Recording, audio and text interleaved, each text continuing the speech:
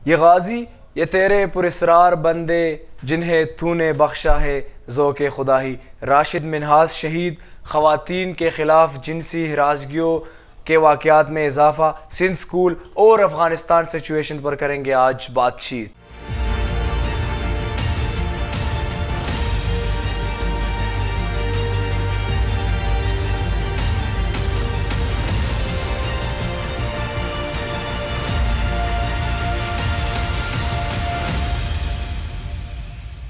नाजरीन, 14 अगस्त को greater Iqbal park Lahore में जो वाक़या पेश आया, आप सब उससे बाखबर है। वीडियोस भी आपने मुलाहिज़ा की, जो उस पर एक्शन लिया गया उसका भी आप सबको पता है। लेकिन उसके बाद सोशल मीडिया पर एक तूफ़ान बरपा है। लोग क्या क्या कहते हैं। इकरारुल हसन के ख़िलाफ़ ट्रेंड बन गया। कुछ लोग कहते हैं कि ये एक पब्लिसिटी स्टंट था, कहते कि ड्रामा रचाया गया और ख़ातून टिकटॉकर ने ड्रामा किया कि उसके फ़ैन फॉलोइंग में इजाफ़ा हो जाए। और कहा जाता है कि उन्होंने लोगों को दावत दी थी। ये भी जवाब दिया जा रहा है कि उन्होंने तो वाक़े के बाद अपनी तस्वीर सोशल मीडिया पर वायरल कर दी। सबसे पहले मैं आपके सामने मेडिकल रिपोर्ट रखूँगा, उसके बाद मैं आपको दो मज़ीद वाक़यात बताऊँगा। मेडिकल रिपोर्ट आया है। मेडिकल रिपोर्ट के मुताबिक जिस्म पर जो खातून है मुतासरा, उसके जिस्म पर कई जगहों पर खराशों और नाखून के निशान हैं।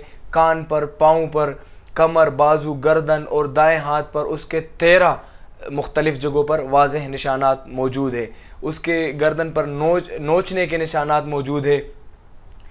अब उसके बाद 14 अगस्त वाले दिन ही वहाँ पर दो मज़ीद वाक़यात हुए। उसकी वीडियोस अब सोशल मीडिया पर वायरल हो रही है। एक और वीडियो जो आज के दिन सोशल मीडिया पर ट्रेंडिंग में चल रही है, दो ख़वातीन रिक्शे में सफ़र कर रही है और पीछे से एक उबाश नौजवान उन पर अटैक कर लेता है। चलो हम मान लेते हैं कि ये खातून जो है टिकटॉकर थी और उन्होंने लोगों को दावत दिया था, लेकिन जो रिक्शे में चल रही थी उसने किसको दावत दिया था? अब बात यहाँ पर यह बनती है, एक्चुअल जो फैक्ट है वो ये है कि ये जवाज़ काफ़ी नहीं है कि आप इन वाक़यात को इस तरह के लेम एक्सक्यूज़ के साथ डिफेंड करें कि आप कहें कि जी वो घर से क्यों निकली, वो टिकटॉकर है, वीडियोस क्यों बनाती है, सोशल मीडिया पर आती है, सोशल मीडिया स्टंट है, ये जो कुछ भी है। लेकिन जो लोग इसमें मुलव्विस है और उसके बाद जो लोग इनको डिफेंड करते हैं वो बराबर के शरीक है। इस केस के मुतल्लिक आज मज़ीद 3 अफराद को गिरफ़्तार किया गया और पुलिस के अफसरान, DIG ऑपरेशन समेत कई अफसरान को ओहदों से हटाया गया। लेकिन ये काम और ये वाक़यात इस तरह से नहीं रुकेंगे जब तक कड़ी से कड़ी सज़ाएँ नहीं देंगे, जब तक इन लोगों को निशान इबरत नहीं बनाया जाएगा और जब तक तरबियत नहीं दी जाएगी अपने घर के अंदर, स्कूल के अंदर, कॉलेज के अंदर, तो तब तक ये वाक़यात नहीं रुकेंगे। बात करेंगे अफ़गानिस्तान के हवाले से।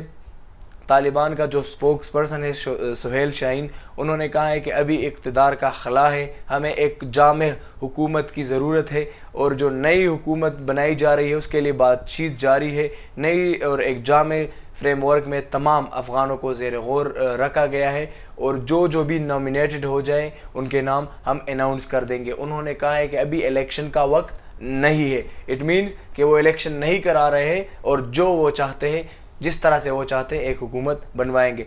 साथ में बरतानवी आर्मी चीफ ने भी तालिबान के हक़ में बोला है। उन्होंने कहा है कि तालिबान का रवैया हो सकता है कि इस दफ़ा मुख्तलिफ हो। आलमी बरादरी को चाहिए कि वो तालिबान को एक मौका दे। उन्होंने कहा है कि 90 वाले तालिबान हमें याद है, लेकिन एक्सपेक्ट किया जाता है कि हो सकता है तालिबान मुख्तलिफ हो। शायद उन्होंने ओ लेवल्स किए हो तो वो मुख्तलिफ हो सकते हैं तालिबान। और उन्होंने कहा है कि हमें सब्र का मुजाहरा करना चाहिए। अच्छा, एक और जो अहम डेवलपमेंट सामने आई है अफ़गानिस्तान में, आज पहला जुम्मा जब से तालिबान ने कंट्रोल हासिल किया है तो अदा किया गया। पहले जुम्मे के दिन अइम्मा हज़रात को उन्होंने हिदायत जारी की थी कि आप शहरियों को हिदायत करें और उनको ज़ोर दे, इस बात पर ज़ोर दे कि वो मुल्क को ना छोड़े और इस्लामी निज़ाम के लिए और उसको फ़रोग़ देने के लिए हुकूमत का साथ दे और मनफी प्रोपेगंडे की जो है वो खिलाफ वर्जी करे, जो दुश्मनों का मनफी प्रोपेगंडा है। तो इससे साबित यहाँ पर कुछ ये होता है कि वो लोगों को दरख्वास्त कर रहे हैं कि आप मुल्क को ना छोड़ें। इसका मतलब है कि लोग वहाँ पर खुश नहीं हैं, लेकिन ये तो वहाँ के अफ़गान जानते हैं कि वो वहाँ पर खुश है या नहीं। लेकिन ये एक अहम डेवलपमेंट सामने आई है आज। और गैर मुल्कियों के इनहिला के लिए आज PIA के 2 तैयारे काबुल एयरपोर्ट पर लैंड हुए थे दोपहर को। वो इस्लामाबाद वहाँ पर जो गैर मुल्की है उनके इनहिला के लिए वो उनको आज लेकर आएंगे इस्लामाबाद और पहुँच जाएंगे। बात करेंगे सिंध के हवाले से। हुकूमत सिंध ने सूबे भर में स्कूलों को मज़ीद 1 हफ़्ते के लिए बंद रखने का ऐलान किया है। इस 1 हफ़्ते में उन वज़ीर आला सिंध ने हिदायत जारी की है कि असातिज़ा किराम, स्टूडेंट्स और उनके वालिदैन वैक्सीनेशन करवा लें और अपनी वैक्सीनेशन कंप्लीट करवाएं। और जो भी स्कूल में आएगा, जो भी स्टाफ मेंबर होगा, जो भी टीचर होगा, जो भी स्टूडेंट होगा, वो अपना सर्टिफिकेट दिखाएगा, वैक्सीनेशन का सर्टिफिकेट। बात करेंगे आज पाक फ़िज़ाइया के नौजवान। सबसे पहले पाक फ़िज़ाइया में निशान हैदर हासिल करने वाले राशिद मिन्हास शहीद की आज 50वीं यौम शहादत है। कौम उनको आज खराज अकीदत पेश कर रही है। राशिद मिन्हास शहीद ने 1971 में पाक फ़िज़ाइया को as a GD pilot join किया था और 20 अगस्त यानी आज के दिन जब वो अपने तैयारे को रनवे पर ला रहे थे और उड़ान भरने के लिए तैयार कर रहे थे, तो उनके इंस्ट्रक्टर गद्दार मतीउर रहमान उन्होंने बहाना बनाकर वो उनके तैयारे में दाखिल हुए और तैयारे का जो रुख है वो भारत की जानिब मोड़ दिया उन्होंने। लेकिन उसके बावजूद कम उम्र तरीन और नौउम्री में राशिद मिन्हास ने हिम्मत नहीं हारी।